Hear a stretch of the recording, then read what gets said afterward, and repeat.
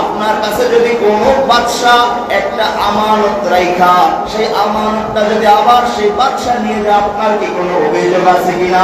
আপনার কোনো অভিযোগ, কোনো চাওয়া পাওয়া থাকবে কিনা? আবু তালহা ডাক দিয়ে বলে, বাদশার মাল বাদশাই নিয়ে যাবে, আমার কাছে আমানত রাখছে, আবার নিয়ে যাবে, সমস্যা কি? আমার তো কোনো অভিযোগ নাই, কোনো অভিযোগ থাকবেও না, কোনো অভিযোগ করার তো কোনো দরকার নাই। এবার উম্মে সালামা ডাক দিয়ে বলে, স্বামী, ও স্বামী আমার, আল্লাহ তাআলা আপনাকে আমাকে সন্তান নিয়ামত দিয়েছিলেন, একটি আমানত দিয়েছিলেন, সেই সন্তান নামক আমানতটা আল্লাহ আবার ফিরাই নিয়ে গেছে। হাউজে কাউসারের কিনারায় গেলাম, আমি গিয়ে দেখতেছি তোমার বিবি উম্মে সালমা হাউজে কাউসারের পানি দিয়ে ওযু করতেছে এবং পানি পান করতেছে। সুবহানাল্লাহ। এই যে উম্মে সালমার দুইটি গুণের কারণে তার মর্যাদা এতটুকু বৃদ্ধি হয়েছে। সুবহানাল্লাহ। কয়টা গুণ? দুইটা গুণ। এক নাম্বার হলো সবর, ধৈর্য। তার ভিতরে কি ছিল? ধৈর্য ছিল। আর দুই নাম্বার হলো স্বামী ভক্তি ছিল। স্বামীর উপরে কি ভক্তি ছিল। স্ত্রীদের জান্নাত কোথায়? স্বামীদের পায়ের নিচে। সুবহানাল্লাহ।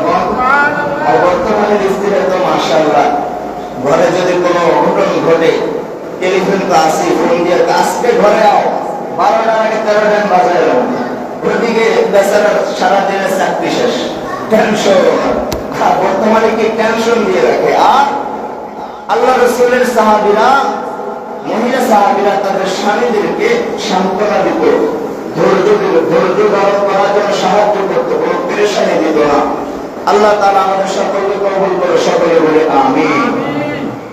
যাই হোক, এই উম্মে সালামা রাদিয়াল্লাহু তাআলা এবং আবু তালহা রাদিয়াল্লাহু তাআলা ঘরে একটি সন্তান আল্লাহ তাআলা দিয়েছিলেন, ছেলে সন্তান। এই সন্তানটা সর্বসময় একটা একটা রোগ লেগেই থাকতো, এক একটা অসুবিধার ভিতরে থাকতো। সর্বশেষ যে রোগটি হয়েছে মারাত্মক রোগ। আবু তালহা রাদিয়াল্লাহু তাআলা বিবির কাছে সন্তানকে রেখে বাইরে বাজারে গেলেন। এদিকে আবু তালহা যখন ঘর থেকে বের হলেন, খেয়াল করেন, আবু তালহা যখন ঘর থেকে বের হলেন, এদিকে আবু তালহার অনুপস্থিতিতে আবু তালহার সন্তান আল্লাহ তাকে সাড়া দিয়ে চলে গেছে, অর্থাৎ দুনিয়া থেকে বিদায় নিয়েছে। এবার উম্মে সালামা রাদিয়াল্লাহু তাআলা চিন্তায় পড়লেন যে আমার স্বামী যখন বাইরে থেকে আসবে আর হঠাৎ করে আমি যখন তাকে বলবো যে সন্তান দুনিয়াতে নাই, আমার স্বামী এটা পেরেশানিতে পড়ে যাবে। কি বলেন? সন্তান হারালে বাবা মা পেরেশানিতে পড়ে না, কষ্ট পায় না? তবে আমি আমার স্বামী আবু তালহাকে আমার সন্তানের এই ব্যথাটা আমি এভাবে দেব না, অন্যভাবে দেব, যাতে আমার স্বামীর কষ্টটা একটু কম হয়। বলি না সুবহানাল্লাহ। আবু তালহা ঘরে প্রবেশ করলেন। আবু তালহা রাদিয়াল্লাহু তাআলা আনহুর স্ত্রী উম্মে সালমা রাদিয়াল্লাহু তাআলা আনহুর সঙ্গে যখন ঘরে প্রবেশ করার পর দেখা হলো, হযরত আবু তালহা ডাক দিয়ে বললেন, উম্মে সালমা, আমার সন্তান কোথায়?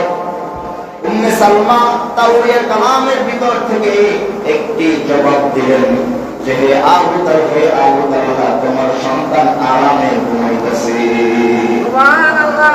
একটা সাদা কাপড় দিয়ে খাটের উপরে সন্তানকে ঢেকে রাখছে। আবু তালহা বলে, আমার সন্তান অসুস্থ, হয়তো ব্যথাটা একটু কমছে, এই জন্য বাচ্চাটা ঘুমাইছে, এখন তাকে ডাকা উচিত হবে না। আবু তালহা রাদিয়াল্লাহু তাআলা নিজের কাপড় খুললেন। উম্মে সালমা রাদিয়াল্লাহু তাআলা বলে, আমার স্বামীকে আমি এখন খাবার দেই না, না হলে আমার স্বামী যখন শুনতে পাবে তার সন্তান দুনিয়াতে নাই, খাবার খেতে পারবে না, পুষ্টি খাবার খেতে পারবে না। উম্মে সালমা খাবার সামনে এনে দিলেন, আবু তালহা খাবার খাইলেন। এবার আবু তালহা রাদিয়াল্লাহু তাআলা খাবার খাওয়া শেষ, সন্তান তো ঘুমাইতেছে। এই সময় আবু তালহা রাদিয়াল্লাহু তাআলা নিজের বিবির হাতটা ধরে বললেন এবং বাশারিয়া তাকাজা পূরণ করলেন, ফরজ গোসল ফরজ হয়ে গেল।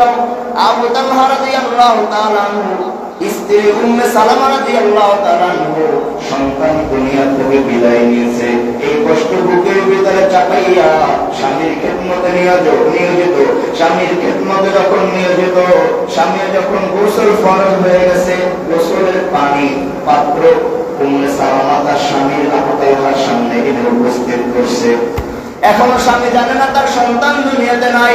গোসল করা শেষ, এবার যখন ঘরের ভিতরে গিয়ে খাটের উপরে বসলেন, এবার উম্মে সালামা স্বামীর হাতটা ধরলেন এবং স্বামীর হাতটা ধরে ডাক দিয়ে বলে, স্বামী, ও স্বামী, আপনাকে একটা কথা বলি, আপনাকে একটা প্রশ্ন করবো, আমার প্রশ্নের উত্তরকে আপনি দিবেন? বলে, হ্যাঁ দেব।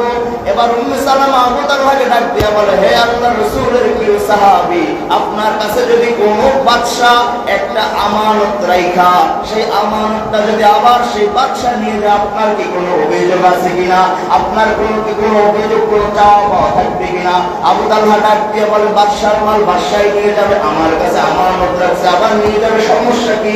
আমার তো কোনো অভিযোগ নাই, কোনো অভিযোগ থাকবেও না, কোনো অভিযোগ করার তো কোনো দরকার নাই। এবার উম্মে সালামা ডাক দিয়া বলে, স্বামী, ও স্বামী আমার, আল্লাহ তাআলা আপনাকে আমাকে একটি সন্তান নিয়ামত দিয়েছিলেন, একটি আমানত দিয়েছিলেন, সেই সন্তান নামক আমানতটা আল্লাহ আবার ফিরাই নিয়ে গেছে। সুবহানাল্লাহ। উম্মে সালামার এই কথাটা শুনে আবু তালহা কিং কর্তব্য বিমূঢ় হয়ে গেছে, কোনো কথা বলে না, কান্নাও করতে পারে না, কান্না বন্ধ হয়ে গেছে। মনে মনে চিন্তা করতেছে, একজন মহিলা হইয়া, একজন মা হইয়া সন্তান দুনিয়ার থেকে বিদায় নিছে, কষ্টটা বুকের ভিতরে চাপা রাইখা ধৈর্যের সাথে আমি স্বামীর খেদমত করছি। এখন আমি স্বামী যদি কান্দি, বিষয়টা অন্যরকম দেখা যায়। ধৈর্যের সাথে সন্তানকে বিদায় দিয়া গোসল দাফন শেষ করে ফজরের আগে দাফন শেষ, আস্তে করে ফজরে আযানের সময় মসজিদে নববীতে চলে গেল। মসজিদে নববীতে যাওয়ার পর নামাজ শেষে আল্লাহ রাসূলের সামনে বসলেন এবং এই ইতিহাস তার স্ত্রী এবং সন্তানের ইতিহাস রাসূলকে শোনাইতেছেন। রাসূল ডাক দিয়ে বলে, হে আবু তালহা, তোমার স্ত্রী সন্তানের ইতিহাস আমি রাসূলকে তোমার শোনানোর দরকার নাই, এই ইতিহাস তোমার আগে আল্লাহ জিবরাইলের মাধ্যমে আমাকে আগেই শোনায়া দিয়েছে। এবং আবু তালহা, তুমি আজকে আমার এখান থেকে খালি হাতে ঘরে যাইবা না, তুমি ঘরে যাও, তোমার স্ত্রীকে এই সুসংবাদ দাও, আল্লাহ তোমাদেরকে একটি ছেলে সন্তান দিয়েছিল, আজকে এখান থেকে নিয়ামতের এই সুসংবাদটা নিয়ে যাও, তোমার স্ত্রীর পেটে তোমার স্ত্রী বলবে, আগামী যে সন্তান আসবে সেটাও ছেলে সন্তান।